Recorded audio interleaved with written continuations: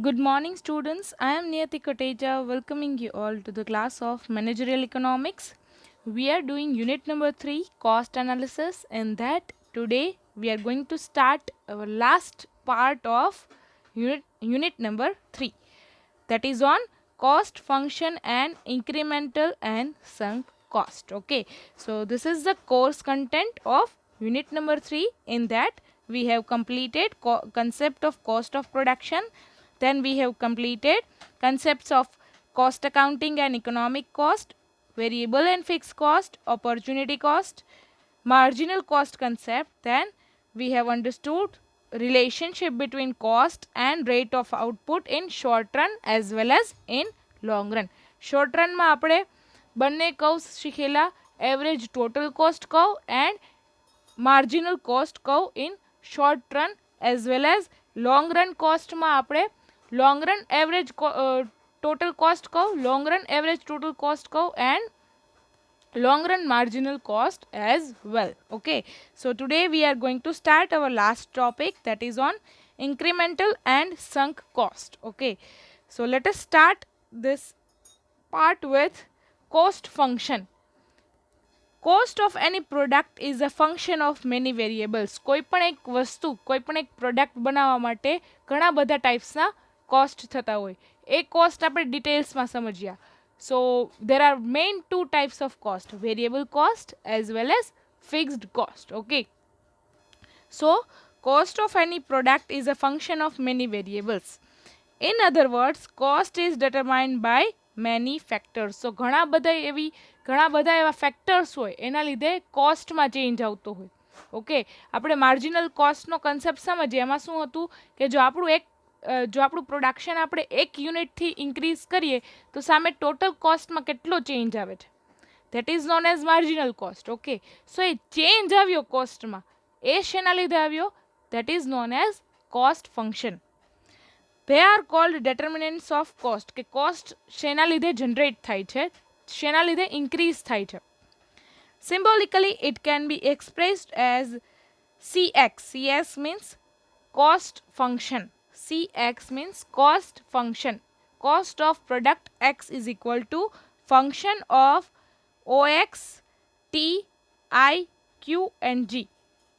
Thus cost of product X is a function of OX, that is output of X, then T means technology, I means input prices, Q means input quality and G means government policy. So આ જેટલા factors અહીંયા mention કરેલા છે એનાથી કોસ્ટમાં change આવે છે. So first of all is output of x. Then technology new છે કે જૂની છે, નવી છે કે જૂની છે, એના લીધે ઘણો બધો કોસ્ટમાં ઇમ્પેક્ટ આવે. દેન ઇનપુટ પ્રાઇઝીસ, ઓબ્વિયસલી આપણે જે પ્રાઇઝ ઉપર રો મટીરિયલ લેતા હોય એનાથી કોસ્ટ અફેક્ટ થાય. જો આપણું રો મટીરિયલ મોંઘું હોય તો આપણો કોસ્ટ પણ ઇન્ક્રીઝ થાય. ઓકે, દેન ઇનપુટ ક્વોલિટી, પછી જે આપણે રો મટીરિયલ આપણે લઈએ છીએ તો એની ક્વોલિટી કેટલી છે, એની ક્વોલિટી કેવી છે.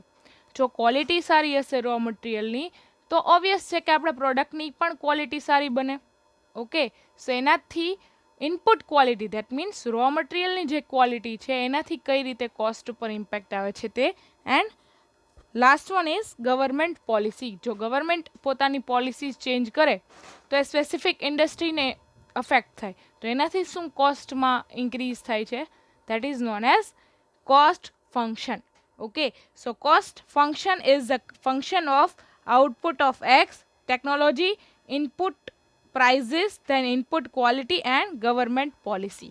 So let us understand this one by one. First one is output of X. Cost of product X depends upon its output. કોઈ પણ એક પ્રોડક્ટની કોસ્ટ છે આઉટપુટ ઉપરથી ડિસાઇડ થાય. Unit cost tends to fall with increase in the production and rise with decrease in the production. જેમ જેમ આપણે આપણું પ્રોડક્શન ઇન્ક્રીઝ કરતા જઈએ તેમ તેમ આપણને યાદ હોય તો એવરેજ ફિક્સ કોસ્ટ ડાઉન થતો હતો. For example, if output increases, fixed costs are spread over more units. Hence, average or unit cost will be less and vice versa. આપણે કોઈ એક 50,000નું મશીન હોય ફોર એક્ઝામ્પલ, અને આપણે એમાં let us take an example. For example, we have machine of 50,000. We are producing 1,000 package of product X. આપણે એક 50,000નું machine છે આપણી પાસે અને એમાં આપણે 1,000 પેકેજનું પ્રોડક્શન કરીએ છીએ. The average cost is 50 rupees per unit. So એક પ્રોડક્ટનો એવરેજ કોસ્ટ કેટલો થશે? 50,000 divided by 1,000 package is equal to 50 rupees per unit. જો હવે આ જ મશીનમાં આપણે આપણું પ્રોડક્શન ઇન્ક્રીઝ કરી નાખીએ તો કોસ્ટમાં શું ચેન્જ આવે? Let S C. If we are increasing the production and produce 2,000 units of product X, so now average cost is 25 rupees per unit. જો આપણે આપણું પ્રોડક્શન ઇન્ક્રીઝ કરીએ તો આ 50,000 છે ડિવાઈડ થાય મોર યુનિટ્સમાં, દેટ ઇઝ 50,000 રૂપીઝનું જે કંઈ મશીન છે એ તો ફિક્સ જ રહેવાનું. મશીનની પ્રાઇસ થોડી વધી જાય આપણે જો એમાં પ્રોડક્શન ઇન્ક્રીઝ કરીએ તો. Okay, so 50,000 rupees divided by 2,000 units is equal to 25 rupees per unit. ત્યારે એક પ્રોડક્ટ પ્રોડ્યુસ કરવાનો કોસ્ટ આવે છે 25 rupees per unit. Okay, so if we are increasing the production and produce say 5,000 units of product X, હવે આ જ મશીનમાં આપણે 5,000 યુનિટ્સ પ્રોડ્યુસ કરીએ છીએ તો એવરેજ કોસ્ટ કેટલો આવશે? Average cost of producing one unit is now only 10 rupees per unit. 50,000 divided by 5,000 units is equal to 10 rupees per unit.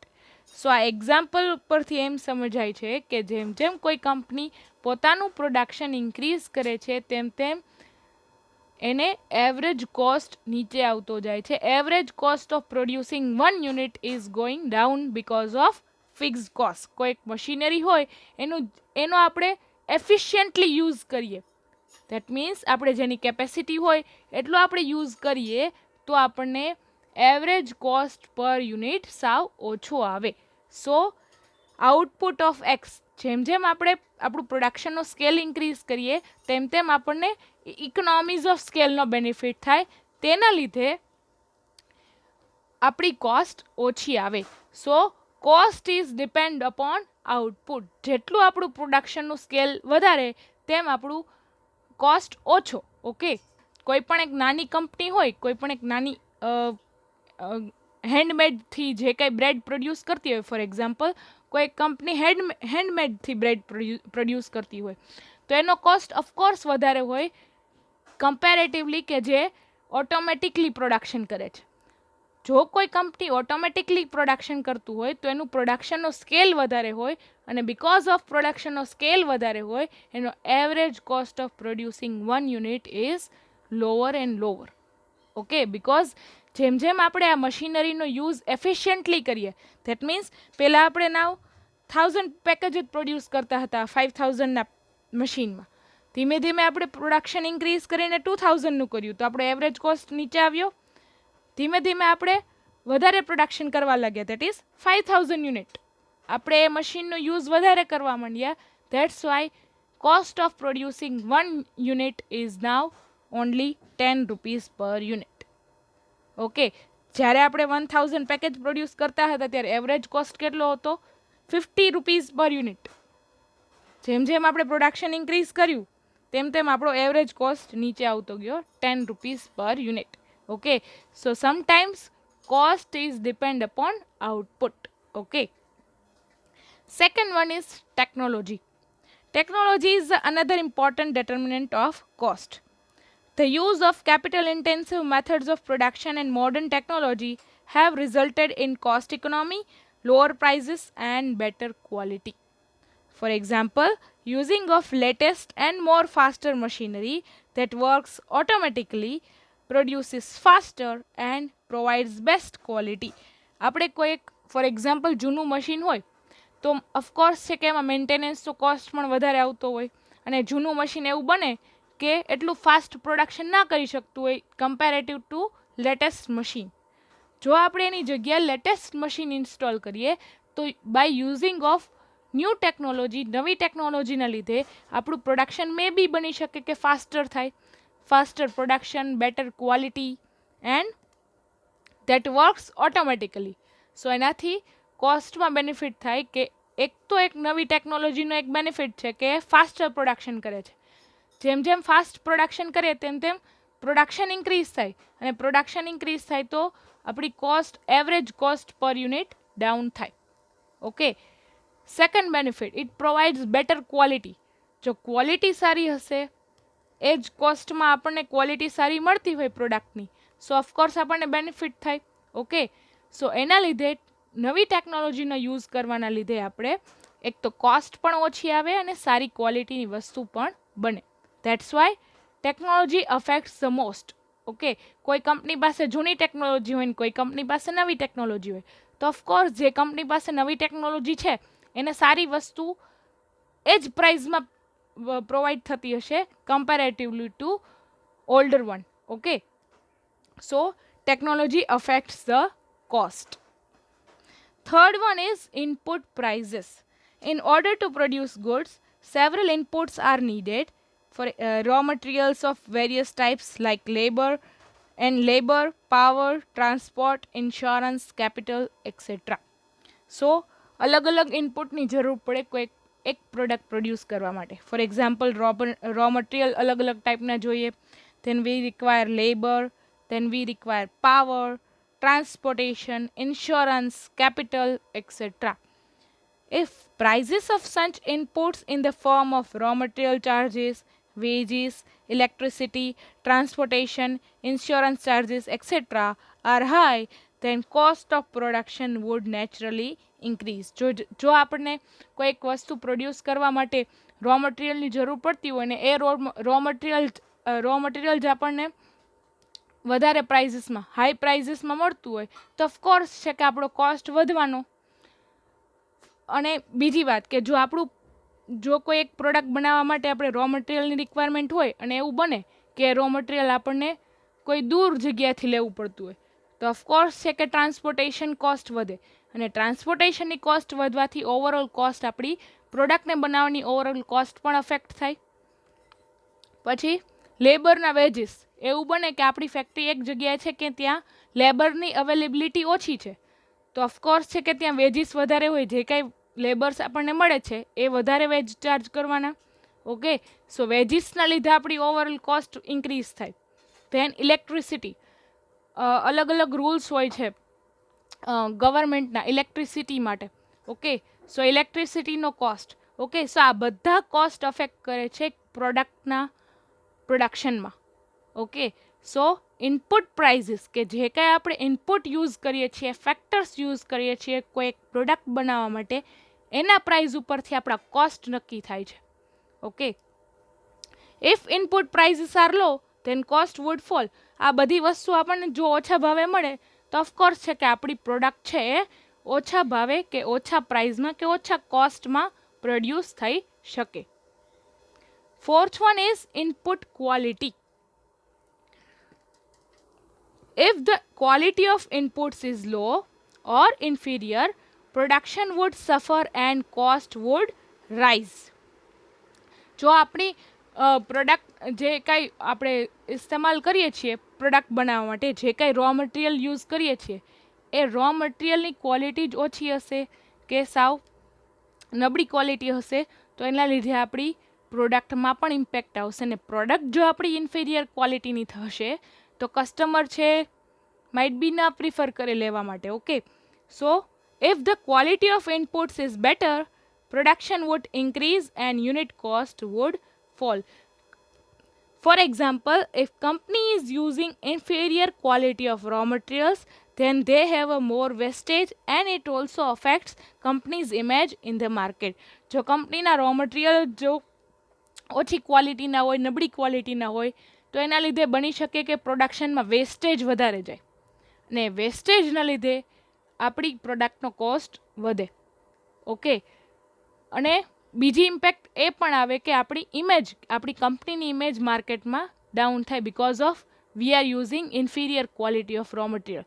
કે કોઈ કંપની ઓછી નબળી ક્વોલિટી યુઝ કરતી હોય રો મટીરિયલ માટે, તો ઓફકોર્સ છે કે કસ્ટમરને ખ્યાલ આવે કે આ કંપનીની જે કાંઈ પ્રોડક્ટ છે ઓછી ક્વોલિટીની છે, તો એના લીધે કંપનીની ઇમેજ પણ માર્કેટમાં ડાઉન થાય. But if a company is using good quality of raw materials, then they have a less or no wastage and it also increases company's goodwill in the market.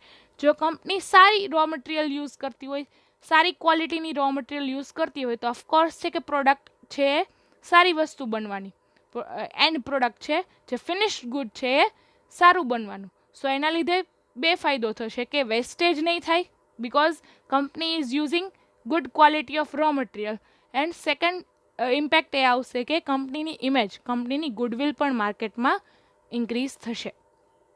So input quality is affecting the cost. Okay, so એના લીધે wastage થાય છે કે નહીં એનો cost determine થાય છે.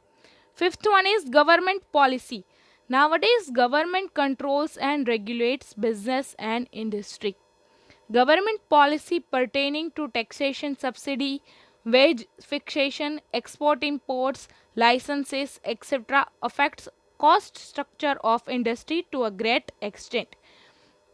If tax rates are high, cost of production would increase to that extent.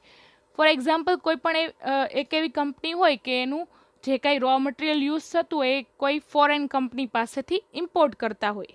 So if for example government import ઉપર એક્સાઇઝ ડ્યુટી વધારી દે તો શું થાય, આપણું જે કાંઈ ઇમ્પોર્ટેડ રો મટીરિયલ છે આપણને વધારે મોંઘું પડે, અને એના લીધે જો આપણને કોસ્ટલી પડે તો આપણો પ્રોડક્શનનો જે કંઈ કોસ્ટ છે એ ઇન્ક્રીઝ થાય.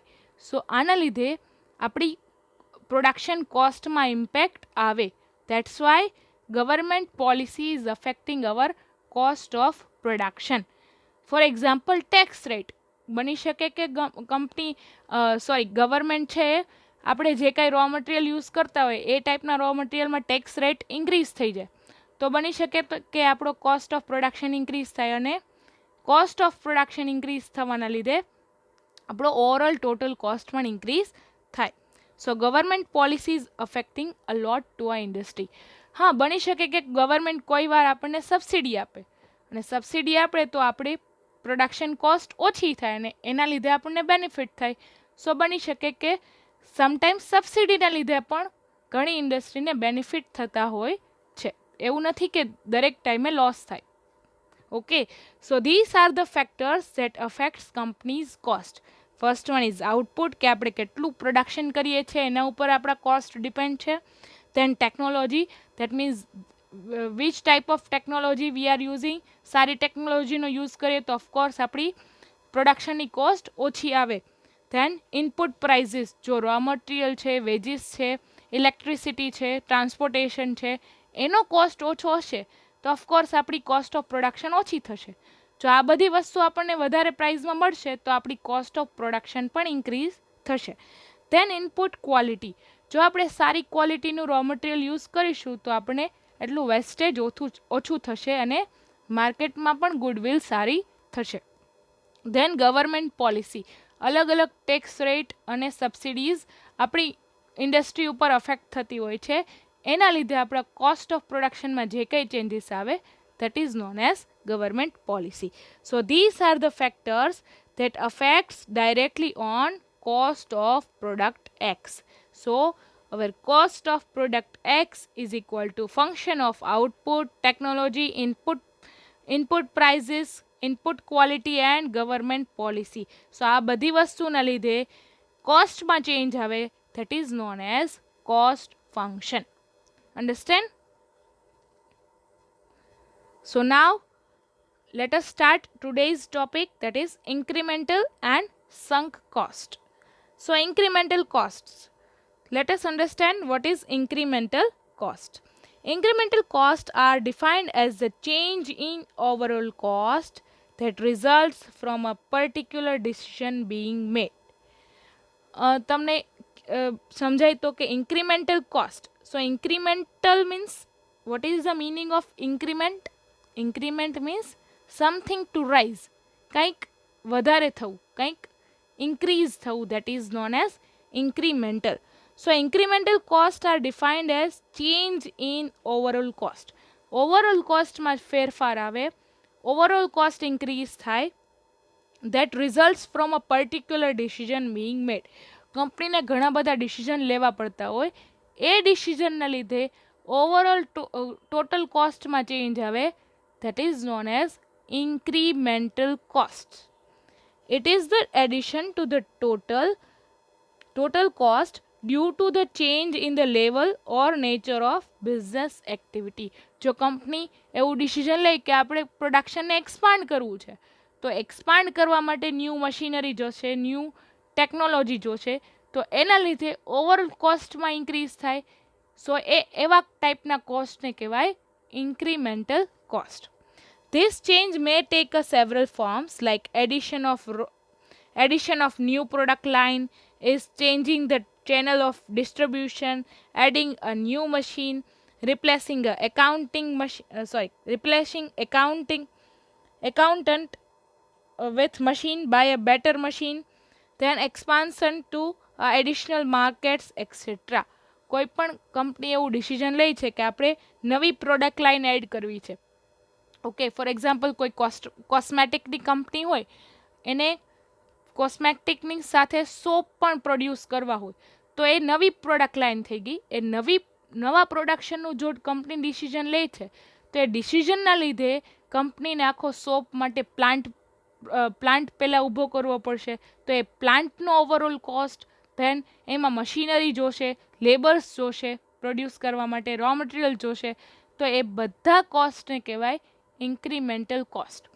Than is changing the channel of distribution. બની શકે કે કંપની એવું ડિસિઝન લે કે હવે આપણે કોઈ પણ એક માર્કેટમાં આપણે આપણી વસ્તુ પહોંચાડતા હતા, દેટ મીન્સ આપણે કોઈ એક પર્ટિક્યુલર જગ્યાએ આપણો માલ પહોંચાડતા હતા, અને હવે બીજી જગ્યાએ પણ આપણે એક્સપાન્ડ કરીને બીજા સ્ટેટમાં કે બીજા સિટીમાં પણ આપણે આપણી પ્રોડક્ટ પહોંચાડવી છે, તો that is known as channels of distribution. તો આપણે આપણી માર્કેટિંગ એક્ટિવિટી ઇન્ક્રીઝ કરવી પડશે, તો એના લીધે જે કંઈ કોસ્ટ થશે જે એડિશનલ છે, that is known as incremental cost. Then adding a new machine. બની શકે તો આપણે એક પ્રોડક્શન એક્સપાન્ડ કરવા માટે નવું મશીન લઈએ, સો એનો કોસ્ટ પણ ઇન્ક્રીમેન્ટલ કહેવાય. Then replacing a additional accounting machine by a better accounting machine. પછી આપણે રિપ્લેસમેન્ટ કરતા હોય કે જૂના મશીનની જગ્યાએ આપણે નવું મશીન લઈ આવીએ. Then expansion into additional markets. નવા માર્કેટમાં આપણે એન્ટ્રી કરીએ, તો એના માટે માર્કેટિંગના જે કંઈ કોસ્ટ થાય, that is known as incremental cost. Company કોઈ એક ડિસિઝન લે અને એ ડિસિઝનના લીધે પાછળ અલગ અલગ કોસ્ટ જનરેટ થાય, that is known as incremental cost. Thus, the question of incremental cost would not arise when a business is set up afresh. It arises only when a change is complemented in the existing business. કે કોઈ પણ નવી company start થઈ હોય, એના માટે કોઈ incremental cost ના હોય, બિકોઝ કોઈ નવી કંપની સ્ટાર્ટ થઈ હોય, એની પાસે ઓલરેડી પ્લાન્ટ હોય, એની પાસે ઓલરેડી મશીન હોય પ્રોડક્શન કરવા માટે. જો કંપનીને થોડું પ્રોડક્શન પણ ઇન્ક્રીઝ કરવું છે ને, તો એની પાસે એડિશનલ મશીનરી છે જ, બિકોઝ એ કંપની નવી છે, એની પાસે તો ઓલરેડી પ્લાન્ટ છે અને મશીનરી અવેલેબલ છે. સો ઇન્ક્રીમેન્ટલ કોસ્ટ ક્યારે અરાઇઝ થશે? It arises only when a change is complemented in the existing business. બહુ બિઝનેસ જૂનો થઈ ગયો હોય અને કંપનીને હવે કંઈક ચેન્જની રિક્વાયરમેન્ટ હોય, એના લીધે જે કંઈ કોસ્ટ જનરેટ થાય, that is known as incremental cost. It would be here interesting to note a difference between increment cost and marginal cost. So તમને એવું લાગ્યું હશે કે માર્જિનલ કોસ્ટનો કન્સેપ્ટ પણ એ જ છે કે કંપની પોતાનું પ્રોડક્શન જો એક યુનિટથી પણ ઇન્ક્રીઝ થશે, તો એનો ચેન્જ સીધો ટોટલ કોસ્ટ ઉપર આવશે. સો એક ટોટલ કોસ્ટ કેટલો ચેન્જ થાય છે, that is known as marginal cost. So એના જેવો જ કન્સેપ્ટ છે ઇન્ક્રીમેન્ટલ કોસ્ટમાં, કે કંપની કોઈ એક ડિસિઝન લે અને એના લીધે કંપનીને ઓવરઓલ કોસ્ટમાં ઇમ્પેક્ટ આવે, that is known as incremental cost. Marginal cost refers to the change in total cost as a result of a 1 unit change in the output level. જો જો કોઈ કંપની પોતાનું પ્રોડક્શન 1 યુનિટથી પણ ઇન્ક્રીઝ કરે છે તો સામે ટોટલ કોસ્ટમાં કેટલો ચેન્જ આવે છે, that is known as marginal cost. While marginal cost is the cost of producing an additional unit or extra unit of output. So marginal cost no concept શું છે કે કંપની પોતાનું પ્રોડક્શન 1 યુનિટથી increase કરે, company એક product additional બનાવે તો સામે એડિશનલ કોસ્ટ કેટલી થાય છે. So marginal cost is the addition to the total cost of producing an additional unit. For example, for of producing 101 units of output is 1012 rupees. The marginal cost, then example, suppose the cost of producing 100 unit is 1000 rupees and the cost would be 12 rupees 12. So extra જે એક unit produce કર્યું છે, for example company is producing 100 units, company જ્યારે 100 યુનિટનું production કરતી હતી, 100 યુનિટનું production કરતી હતી ત્યારે એને ટોટલ કોસ્ટ આવતો હતો 1000 રૂપીઝનો. પણ હવે કંપની 101 પ્રોડક્ટ પ્રોડ્યુસ કરે છે, ધેટ મીન્સ કંપની પોતાનું પ્રોડક્શન 1 યુનિટથી ઇન્ક્રીઝ કરે છે તો એડિશનલ કેટલો ખર્ચો આવ્યો, 12 રૂપીઝનો. So that is known as marginal cost. Okay. In the above example, total cost of producing 100 unit is 1000. Now suppose a firm decide to produce 50 units extra. So marginal કોસ્ટનો concept શું હતો કે જો આપણે આપણું પ્રોડક્શન 1 યુનિટથી increase કરીએ તો સામે એક એડિશનલ યુનિટ પ્રોડ્યુસ કરવાનો એડિશનલ કોસ્ટ કેટલો આવ્યો, that is known as marginal cost. હવે સમજીએ what is incremental cost. Now suppose a firm decide to produce 50 units extra and total cost of 150 unit is say 1700. Here incremental cost is 700 while marginal cost is 700 divided by 50 is equal to 14. કે જો company હવે એવું decide કરે છે કે આપણે પહેલાં 100 unit produce કરતા હતા અને હવે આપણે પ્રોડક્શન ઇન્ક્રીઝ કરીને 150 યુનિટ્સનું કરી નાખીએ તો એડિશનલ કોસ્ટ કેટલી આવશે, ટોટલ કોસ્ટ આવી 1700 રૂપીઝ. પહેલાં 100 યુનિટ પ્રોડ્યુસ કરતા હતા ત્યારે 1000 રૂપીઝની કોસ્ટ હતી, હવે 150 યુનિટ્સનું પ્રોડક્શન કરે છે તો ટોટલ કોસ્ટ થાય છે 1700 રૂપીઝની. તો આપણે ઇન્ક્રીઝ કેટલું થયું ટોટલ કોસ્ટમાં, તો કે 700 રૂપીઝ. સો આ 700 રૂપીઝ છે that is known as incremental cost. કે આપણું જો ઓવરઓલ પ્રોડક્શન ઇન્ક્રીઝ થાય છે એના લીધે ઓવરઓલ કોસ્ટમાં કેટલો ચેન્જ આવે છે, that is known as incremental cost. While જો કોઈ કંપની પોતાનું પ્રોડક્શન 1 યુનિટથી ઇન્ક્રીઝ કરે ને સામે એડિશનલ એટલો ટોટલ કોસ્ટમાં ચેન્જ આવે, that is known as marginal cost. અને જો કોઈ કંપની ઓવરઓલ પ્રોડક્શન ઇન્ક્રીઝ કરે ને ઓવરઓલ ટોટલ કોસ્ટમાં ચેન્જ આવે, that is known as incremental cost. Incremental cost કેટલો આવ્યો, 700 રૂપીઝ એક્સ્ટ્રા. અહીંયા આપણે 50 યુનિટ એક્સ્ટ્રા પ્રોડ્યુસ કર્યા તો સામે 700 રૂપીઝ એક્સ્ટ્રા આપણને કોસ્ટ ઇન્ક્રીઝ થયો, that is known as incremental cost. While vote is the meaning of marginal cost, cost of producing one additional unit. એક જ યુનિટ આપણે વધારે પ્રોડ્યુસ કરીએ તો એનો કોસ્ટમાં શું ચેન્જ આવે. So here marginal cost is 700 divided by 50.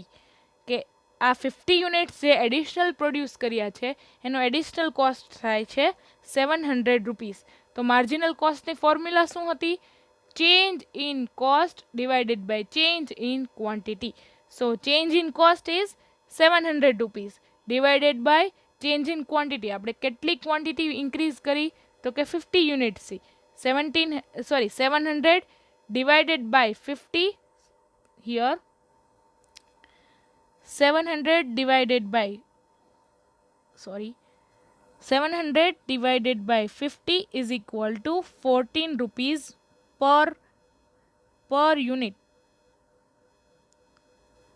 તો માર્જિનલ કોસ્ટ હશે એ પર યુનિટ કોસ્ટ છે અને ઇન્ક્રીમેન્ટલ કોસ્ટ છે એ ટોટલ ઇન્ક્રીઝ ઇન કોસ્ટ છે. સો here incremental cost that is extra cost is 700 અને પર યુનિટ કેટલો એક્સ્ટ્રા આવ્યો તો કે 14 rupees.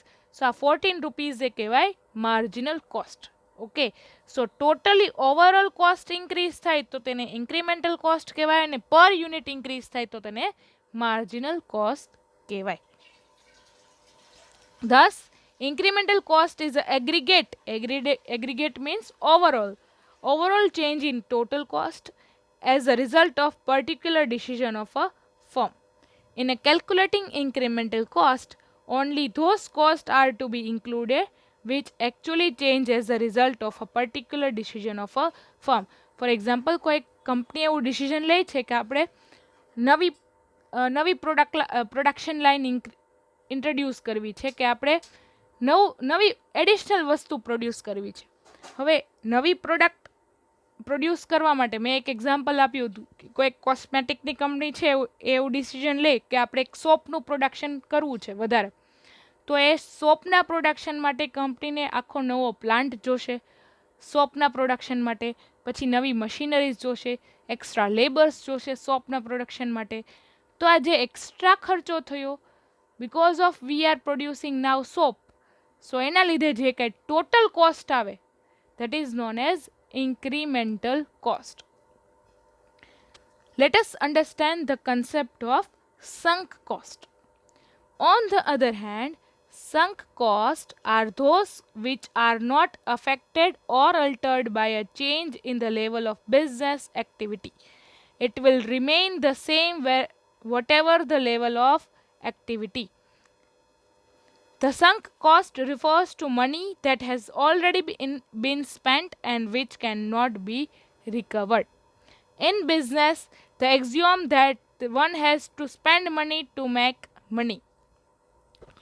Thus, for example, once it is decided to make incremental investment expenditure and the funds are allocated and spent, all the preceding costs are followed or considered to be sunk, since that cannot be revised following the change in market conditions. In other words, costs which have already been incurred or which will be incurred in any way, irrespective of output decisions, are called sunk cost. For example, કંપનીને પોતાની જે કંઈ production કરે છે, કોઈ એક પ્રોડક્ટનું production કરે છે, એનું જ પ્રોડક્શન ઇન્ક્રીઝ કરવું છે, ને એ પ્રોડક્શન ઇન્ક્રીઝ કરવા માટે નવી મશીનરીની રિક્વાયરમેન્ટ છે. ઓકે, સો એ નવી મશીનરી લાવશે કંપની. સો એ મશીનરીની કોસ્ટ થશે એ છે ઇન્ક્રીમેન્ટલ કોસ્ટ. ધેટ મીન્સ કંપનીએ એક ડિસિઝન લીધું કે આપણે પ્રોડક્શન ઇન્ક્રીઝ કરવું છે, ને પ્રોડક્શન ઇન્ક્રીઝ કરવા માટે એડિશનલ મશીનરી જોશે. સો એડિશનલ મશીનરીની કોસ્ટ, પછી હવે મશીનરીને ઓપરેટ કરવા માટે એડિશનલ લેબર્સ જોશે, એડિશનલ ટ્રાન્સપોર્ટેશન જોશે. બિકોઝ ઓફ આપણે પ્રોડક્શન ઇન્ક્રીઝ કરવું છે તો ઓફકોર્સ છે કેટલા રો મટીરિયલ વધારે જોશે, તો રો મટીરિયલનો જે કંઈ કોસ્ટ છે એ, અને એક્સ્ટ્રા ટ્રાન્સપોર્ટેશનની જરૂર પડશે એટલા રો મટીરિયલને લાવવા માટે. સો જે કંઈ એડિશનલ કોસ્ટ છે that is known as incremental cost. અને what is the meaning of sunk cost? Here meaning of sunk cost, that is sunk costs are those which are not affected or altered by change in the level of business activity. That means company પાસે factory building already છે. હવે company એવું decision લે છે કે આપણે production increase કરવું છે, એના માટે નવા મશીનની રિક્વાયરમેન્ટ છે, વધારે લેબરની રિક્વાયરમેન્ટ છે, વધારે રો મટીરિયલની રિક્વાયરમેન્ટ છે, વધારે ટ્રાન્સપોર્ટેશનની રિક્વાયરમેન્ટ છે. તો આ બધા જે કંઈ કોસ્ટ છે એ ઇન્ક્રીમેન્ટલ કોસ્ટ છે. બિકોઝ કંપનીએ એક એવું ડિસિઝન લીધેલું છે કે આપણે નવું પ્રોડક્શન કરવા માટે નવી મશીનરી જોશે. સો that is known as incremental cost. While company has already factory building, company પાસે જે ફેક્ટરી બિલ્ડિંગ છે એ તો કાંઈ અફેક્ટ થવાની નથી. કંપની પાસે બિલ્ડિંગ છે તો છે જ, એમાં કંપનીને પ્રોડક્શન ઇન્ક્રીઝ કરવું છે તો એના ફેક્ટરી બિલ્ડિંગનો કોસ્ટ છે અફેક્ટ થવાનો નથી. સો આ ફેક્ટરી બિલ્ડિંગનો કોસ્ટ છે સંક કોસ્ટ છે. That means they already incurred. Company પાસે ફેક્ટરી બિલ્ડિંગ હતું અને કંપનીમાં એમાં પ્રોડક્શન ઇન્ક્રીઝ કરવાનું ડિસિઝન લીધું, તેનાથી ફેક્ટરી બિલ્ડિંગના કોસ્ટને કાંઈ અફેક્ટ નહીં થાય. That is known as sunk cost. Sunk means already have been incurred, તે ખર્ચો ઓલરેડી થઈ ચૂક્યો છે, કે ફેક્ટરી બિલ્ડિંગ કંપની પાસે ઓલરેડી છે. These costs do not change even though the output is changed. These will neither increase or decrease whatever the level of activity. મેં કીધું એમ કે કંપની પાસે ફેક્ટરી બિલ્ડિંગ ઓલરેડી છે. હવે કંપનીને એ ફેક્ટરીમાં જો પ્રોડક્શન ઇન્ક્રીઝ કરવું છે ને નવા મશીનની રિક્વાયરમેન્ટ છે તો એના લીધે ફેક્ટરીની જે કાંઈ બિલ્ડિંગની કોસ્ટ છે એમાં તો કંઈ ચેન્જ આવવાનો નથી. સો આવી ફેક્ટરી બિલ્ડિંગના ને એવા કોસ્ટને કહેવાય sunk cost which have already been incurred. Sunk costs are those costs incurred in the past. મેં કીધું એમ કે ફેક્ટરી બિલ્ડિંગ કંપની પાસે ઓલરેડી અવેલેબલ છે. દેટ મીન્સ કોઈ કંપનીએ જ્યારે ફેક્ટરી નાખી હશે ત્યારે બિલ્ડિંગ લીધેલી હશે. So that cost is already have been incurred in past are the result of decision taken in the past. Let us take an example through which you can understand the concept of incremental as well as sunk cost. A company is producing ice cream. Company have factory building and ice cream producing plant. Company is having 2 flavor of ice cream, chocolate and vanilla. Company is producing 1000 packages of ice cream of each flavor. That means ચોકલેટના જે કંઈ package produce કરે છે એના પણ 1000 package produce કરે છે અને વેનીલાના પણ 1000 પેકેજ પ્રોડ્યુસ કરે છે. Now company wants to add new flavour that is strawberry. કંપનીએ એક ડિસિઝન લીધું કે હવે આપણે નવી ફ્લેવર એડ કરવી છે that is strawberry. So company wants to increase its production by 1000 more packages of strawberry. કે કંપનીને હવે એવું ડિસિઝન લીધું કે આપણે નવી પ્રોડક્ટ પ્રોડ્યુસ કરવી છે, નવી ફ્લેવર પ્રોડ્યુસ કરવી છે દેટ ઇઝ સ્ટ્રોબેરી. સો હવે સ્ટ્રોબેરી આઈસ્ક્રીમનું પ્રોડક્શન કરવા માટે આપણે એડિશનલ 1000 યુનિટનું પ્રોડક્શન કરવું પડશે. 1000 પેકેજ આપણે સ્ટ્રોબેરીના પણ પ્રોડ્યુસ કરવા પડશે. સો here in this example which are incremental and sunk cost, which are cost that are incremental and which cost are sunk cost. Let us divide incremental and sunk cost based on this example. So here incremental cost of producing extra 1000 package of new flavor that is strawberry. So કંપનીએ એક decision લીધું કે આપણે નવી flavour introduce કરવી છે strawberry flavour. સો એના લીધે શું થશે, એની ઇમ્પેક્ટ શું આવશે. આપણે ઇન્ક્રીમેન્ટલ કોસ્ટનો મિનિંગ સમજ્યા હતા ત્યાં એક આપણે આવ્યું હતું કે કંપની કોઈ એક ડિસિઝન લે એ ડિસિઝનના લીધે અલગ અલગ કોસ્ટ ઇન્કર થાય that is known as incremental cost. So it requires extra raw materials and labour to produce more. In other words incremental cost is variable cost that changes with the change in the production. કે કંપનીએ એવું decide કર્યું કે આપણે extra 1000 package produce કરવા છે strawberry ફ્લેવરના, તો કંપનીએ એક્સ્ટ્રા રો મટીરિયલ રિક્વાયરમેન્ટ રહેશે આ 1000 વધારે પેકેજ પ્રોડ્યુસ કરવા માટે, એક્સ્ટ્રા લેબર જોશે નવી સ્ટ્રોબેરી ફ્લેવરને પ્રોડ્યુસ કરવા માટે. ઓકે, સો આના લીધે જે કાંઈ ચેન્જ આવ્યો દેટ મીન્સ કોસ્ટમાં વધારો થયો. સો એના લીધે શેના લીધે વધારો થયો તો કે રો મટીરિયલ અને લેબર. સો રો મટીરિયલ અને લેબર એક શેના ફેક્ટર્સ છે તો કે વેરિયેબલ કોસ્ટના. What is the meaning of variable cost? Variable cost that are cost that changes or varies with the production. જેમ જેમ કંપની પ્રોડક્શન ઇન્ક્રીઝ કરે તેમ તેમ it requires more labour and more raw materials to produce more and more production. So company જેમ જેમ પોતાનું production increase કરશે તેમ તેમ તેનો રો મટીરિયલનો કોસ્ટ અને લેબરનો કોસ્ટ પણ ઇન્ક્રીઝ થશે. That's why this is known as variable cost. So incremental cost છે એ જે આ એક્સ્ટ્રા સ્ટ્રોબેરીની ફ્લેવર પ્રોડ્યુસ કરવી છે, સો એ સ્ટ્રોબેરીની એક્સ્ટ્રા ફ્લેવર પ્રોડ્યુસ કરવા માટે કંપનીને 1000 પેકેજ વધારે બનાવવા પડશે.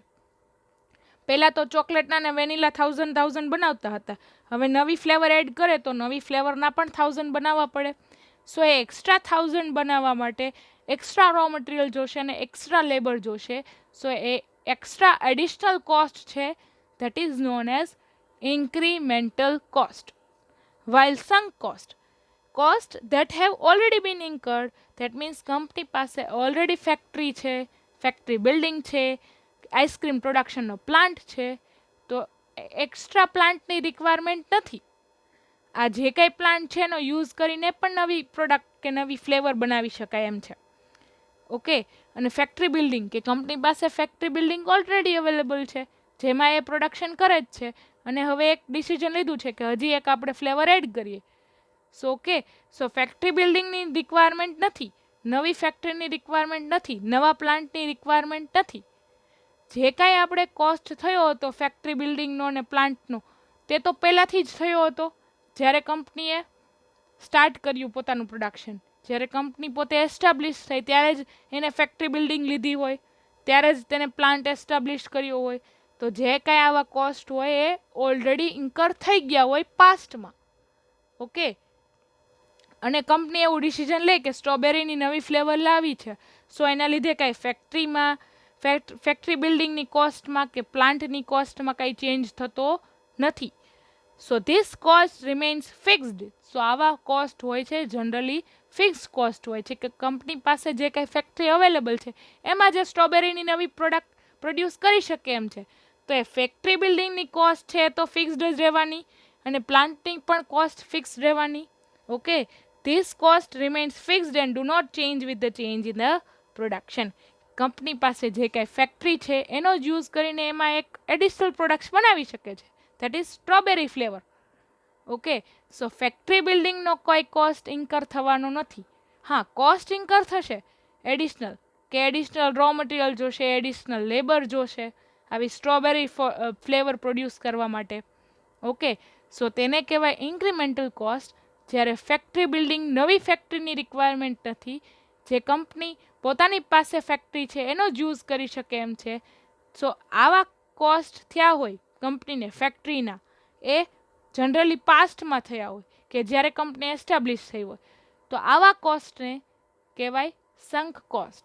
Okay, sunk cost which have already been incurred in the past, that is known as sunk cost. While company is taking decision, company કોઈ એક ડિસિઝન લે છે પ્રોડક્ટમાં કંઈક ફેરફાર કરવાનો અથવા નવી ફ્લેવર પ્રોડ્યુસ કરવાનો, સો એ ડિસિઝનના લીધે શેમાં કોસ્ટમાં ચેન્જ આવશે, that is known as incremental cost. કે ડિસિઝનના લીધે કયા કયા કોસ્ટમાં ફેર આવશે, that is known as incremental cost. જ્યારે કંપની પાસે ફેક્ટરી બિલ્ડિંગ અને એવી બધી વસ્તુ ઓલરેડી અવેલેબલ છે, સો એના જે કાંઈ કોસ્ટ હોય એ પાસ્ટમાં ઓલરેડી ઇન્કર થઈ ચૂક્યા છે, that is known as sunk cost. I hope this concept is clear to all. This example is specially for you to understand incremental cost and sunk cost. Okay, so I would like to end up this session with motivation, that is, value of something is high before you have it. કે તમારી પાસે education ન હોય, after passing 12th કે તમને એવું થાય કે ચલો ગ્રેજ્યુએશન કરીએ, કંઈક સારી કોલેજમાંથી કરીએ. ઓકે, સો એજ્યુકેશનની વેલ્યુ ત્યારે તમારી પાસે જ્યારે એજ્યુકેશન ન હોય ત્યારે તમારી એજ્યુકેશનની વેલ્યુ વધારે હોય. But when you have it, કે ચલો ને હવે આ કોણ રોજ ભણે, so when you have it, કે જ્યારે ઓલરેડી તમારી પાસે એજ્યુકેશન આવી જાય તો તમારે એની વેલ્યુ ઓછી થઈ જાય. And after you lose it, કે જો તમારી પાસે એજ્યુકેશન ન હોય તો પણ તેની વેલ્યુ વધારે હોય. ઓકે, સો જે તમારી પાસે એજ્યુકેશન છે એની વેલ્યુ કરો. Okay, so this is the motivation of today. Thank you so much, students. Have a nice day.